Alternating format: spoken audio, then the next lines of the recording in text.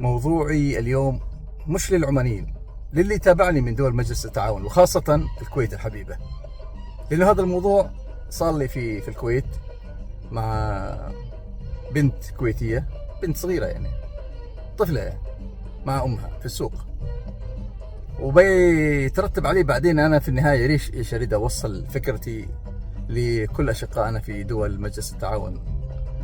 فمرة كنا مع تلفزيون سلطنة عمان، كنت أنا المذيع وكان معي 2 من الزملاء المهندسين من وزارة الإعلام، ومعنا حتى معلق كويتي وأتوقع واحد سعودي يعني. فكنا ماشيين في سوق اسمه سوق شرق، فاللي يمر هناك يقول سلام لأهل عمان، لأنه إحنا متميزين بكمتنا أو بالمصر، كنا يعني رايحين رسميين وكنا لابسين العمامة العمانية يعني، فمتميزين يعني بشكلنا، تعرفون أنه هذول عمانيين يعني. فكنا في سوق شرق وجالسين في المقهى، لما قمنا نمشي كان تسبقنا حرمة معها بنت صغيرة. البنت كل مرة تمشي خطوتين وتتلفت وتركز فيني وتطالع فيني، فهي تقول أمها يما عمانيين عمانيين عمانيين. فسمعتها أنا وأشرت لها بيدي، فقالت أشرت لي بيدها، قلت لها كيف حالك شلونك؟ قالت يما يتكلم يعني يتحكى.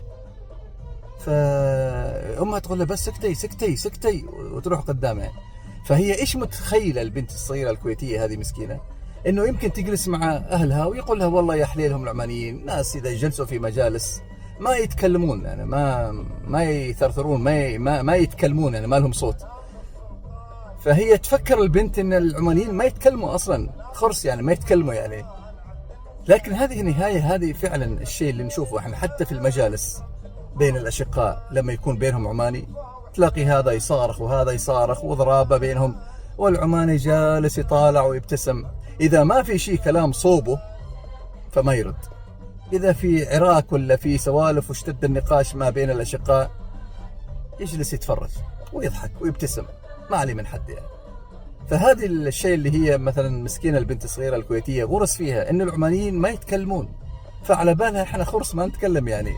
فقالت يما يتحكى يعني يتكلم هذا العماني يعني، عكس ما كنتوا يعني تغرسوا فينا إن إحنا إنه العمانيين ما يتكلموا يعني.